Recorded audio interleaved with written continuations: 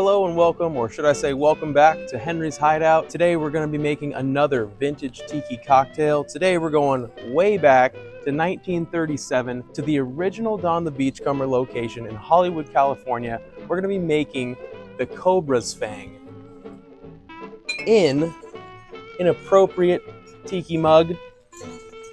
Not really from Don the Beachcomber, but very appropriate for the Cobra's Fang. Bit of history about this cocktail before we dive into it. This was one of the original drinks, I believe, on Don the Beachcomber's menu, as seen here, for $1.10. It is a 151 proof cocktail, which is a very strong rum. So it uses 1.5 ounces of that. So could be a one and done type of situation. The recipe I'm using comes straight from a book called Hawaiian Cocktails or something. I'm gonna put the picture up right here. It was a book written by, it says by Don the Beachcomber, but it's actually written by his wife, or his ex-wife, I should say, and her new husband after Don Beach passed. So yeah, the recipe's coming straight from that book, except I am adding a bit of grenadine in there just for color and a little bit of extra sweetness. I just want to thank you guys so much for your love and support on the last video where we made the shisha from 1970s Okinawa, Japan. Go ahead and check it out. It's a really great cocktail, and I hope you guys do make it at home and let me know how it is. I want to point out some new art at Henry's Hideout. We do have a brand new sign here from, I believe, Kingdom Treasures. I'll put the link in the description if you want a custom tiki sign. And also, we've got this beautiful painting here done by my buddy Tanner, who is a professional tattoo artist in the Temecula area. I will also be posting his Instagram link down below if you want to go follow his art page. He does some crazy cool flash art, vintage looking style stuff. If you're in the area and you want a tattoo, he'll definitely hook you up with a good price and great art. Anyway, yeah, I thought I'd show you guys just a couple of the new additions to the bar.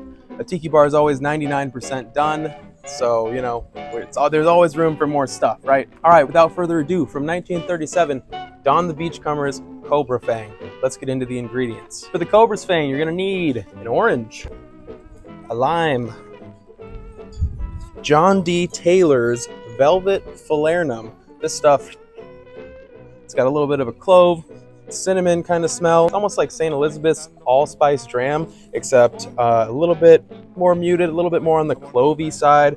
It's a great spice. Don loved to use it in his cocktails, especially the ones earlier on in the 30s and 40s. So this drink calls for that. And then from Lieber & Co., you're gonna need grenadine, real grenadine, not the red dye 40 stuff that you get at the store. A lot of people think that grenadine is cherry flavored because of that very product. It's actually a pomegranate syrup.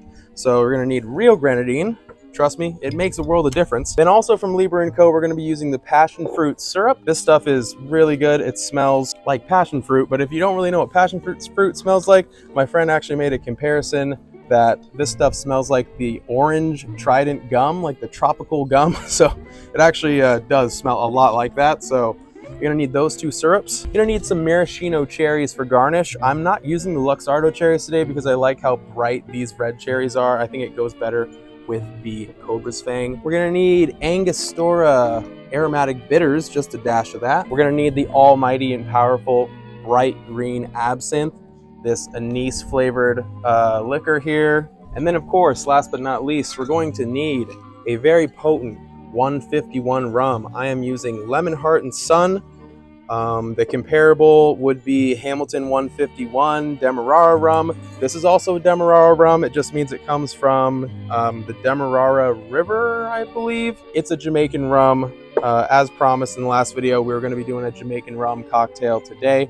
So 151 doesn't play around. It's 75.5% alcohol, which doubled up is 151 proof. So that's why it's called 151 rum. It is a very overproof rum, super strong. That is all the ingredients we need in order to make the 1937 Don the Beachcomber Cobra's Fang. So without further ado, let's get into it. All right, here we go with making the cocktail. Let's go ahead and cut a lime. Welcoming back to the show, the comedically sized juicer. Fun fact, I actually learned how to work it this time. 0.5 ounces of lime. Oh, Still juiced out everywhere, but we deal with it. Okay. Half an ounce of lime juice. Perfect. It's a good lime today. Roughly half a lime should get you half an ounce. So full lime should get you full ounce, but right at half an ounce, it was a good lime today. And of course, like last time, I want to build it in a clear glass for you guys so you can see the color of the cocktail before we flash blend it in the mixer tin. So 0.5 ounces lime juice in. It's brighter this episode, but it's definitely windier, so I hope the audio turns out okay. This orange feels soft. So we need 0.5 ounces of juice from this. Let's see what we get. Oh, wow. I didn't cut off that much because I feel like we're going to get a lot of juice from this. We need 0.5. Let's see what we get. Beautiful. We got a little bit of extra, but 0.5 of orange juice in. And hey, that's all the fruit juices, which is kind of the only annoying part, is to squeeze the juice. So now should go nice and quick. 0.5 ounces of the Lieber & Co. passion fruit syrup.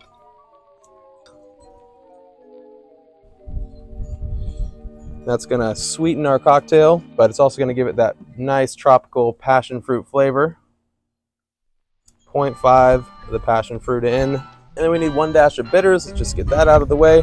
Full dash up and down.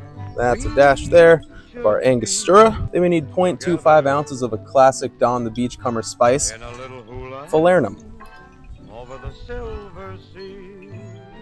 So really not much at all of our velvet falernum here. I overpoured a tiny bit, so I'm not going to pour all of that. And then we also need 0.25 of our grenadine. Add a little more color to the drink there. Then we need 6 drops of absinthe. I don't have a dropper, so I'm just going to be as careful as I can. I usually just put a little bit in the cap and then try to just 1, 2, 3, 4, 5, and 6.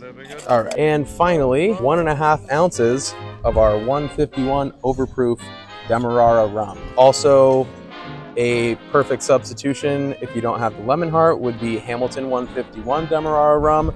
This is actually easier for me to find than the Hamilton stuff, but I hear it's pretty interchangeable. The Hamilton 151 rum was actually modeled off of the Lemon Heart 151 rum, from my understanding. So yeah, it's basically the same product. 1 ounce and 1/2 ounce. Just like that, there's our cocktail. Cheers. Just kidding. I'm gonna get some crushed ice. Gotta get a new battery for the camera. Then we'll flash blend this thing up, pour it, garnish it, and see how we did. All right, we're back. I got crushed ice. I got the new battery in the camera. We got our drink. So now that you've got to witness the beauty and the color of this drink, we're going to pour it into our large shaker tin. And just like last time, we're going to flash blend it. Just gonna put just enough ice to kind of start the chill. Blend it about 5-6 seconds on high. Here we go.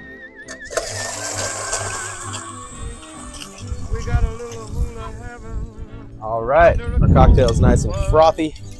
We get our Cobra mug here, which is just a beautiful mug. Another one of my favorites in the collection. And we're going to pour up our cocktail. Working our straw here. Fill it all the way to the top there with our crushed ice. Start that dilution process. Tiki drinks are meant for crushed ice or pebble ice because as you sip it, the ice kind of melts and gives it a bit more dilution, bringing out those more subtle flavors from the falernum and the absinthe and the passion fruit syrup.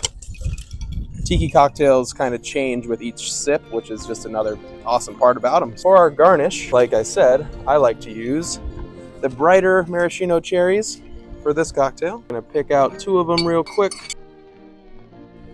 2 maraschino cherries. a fresh sprig of mint, just like last time. Give it a little whack, wake up the mint. Beautiful, perfect. Put away our cherries before a fly goes in there. And piece de resistance here, a little vintage garnish. Like a parasol, this is a hanging lantern, which used to be very prevalent back in the day for tiki cocktails. We're just gonna work that in right there. The wind's gonna blow it around like crazy, but maybe we'll get one moment to showcase this drink here without the wind going absolutely mad. And there it is, from 1937, at Don the Beachcomber's very first location, the Cobra's Fang. So, it's a 151 overproof cocktail. Let's try it out, see how it is. Oh yeah, wow. I really got the mint when I brought it up to my nose. That's why you put the mint in there. It actually complements the 6 drops of absinthe so well. Initially, I got a little hit of that mint, and then I got the anise flavor from the 6 drops of absinthe. That's how potent it is. It actually came on the front for some reason, and it mixed with that passion fruit syrup so well. And then in the middle, as it was kind of just in my mouth about to go down, I got the heat from the 151. I got a little bit of that grenadine flavor, a little bit of that good pomegranate. And you really get the sweetness from the orange juice as well, even though it's only 0.5 ounces. And you get that little bitterness from the lime, of course. It's just really balanced. It's a really, really balanced cocktail. I think I've only had this one like once, or I might have only had just like a little straw full of someone's that I made for them. So, but yeah, really amazing cocktail, especially for being a 151 cocktail. It's really not too hot. It's really not too rum forward. I think that passion fruit syrup mixing with the grenadine and the fruit juices really kind of dials back that 151 to where it's more palatable. But yeah, what more could you ask for? It's an original Don the Beachcomber cocktail. It was on his menus.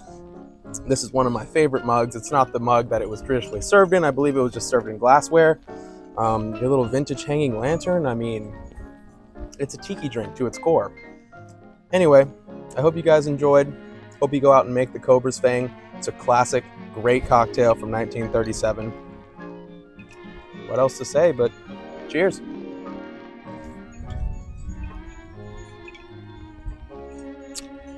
We'll catch you guys on the next episode from Henry's Hideout. Have a good day.